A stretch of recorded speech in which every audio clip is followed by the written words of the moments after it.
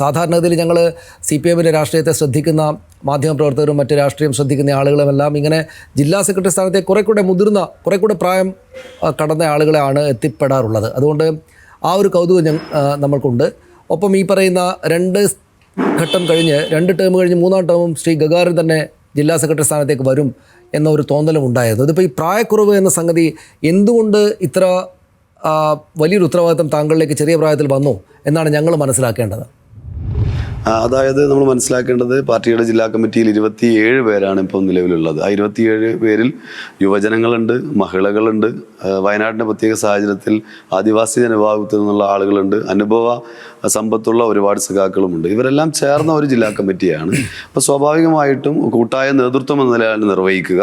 ആ നിലയിൽ കൂട്ടായ നേതൃത്വം എന്ന നിലയിൽ തന്നെയാണ് ഓരോ പ്രവർത്തനങ്ങൾ ഞങ്ങൾ ഏറ്റെടുത്ത് മുന്നോട്ട് പോവുക. അപ്പം പ്രായമൊന്നും അവിടെ ഒരു മാനദണ്ഡമല്ല. അതിന് പകരം ഒത്തുചേർന്ന് പ്രവർത്തിച്ച് മുന്നോട്ട് പോവുക എന്നത് തന്നെയാണ്. യുവജനങ്ങളെ കൂടുതൽ പരിഗണിക്കുന്ന ഒരു നില പൊതുവെ പാർട്ടി സ്വീകരിക്കുന്നുണ്ട് കുറേ കാലമായി തന്നെ. ആ നിലയിൽ കൂടെ ഇതിനെ നമുക്ക് കാണാവുന്നതാണ് എന്നാണ് സൂചിപ്പിക്കാൻ.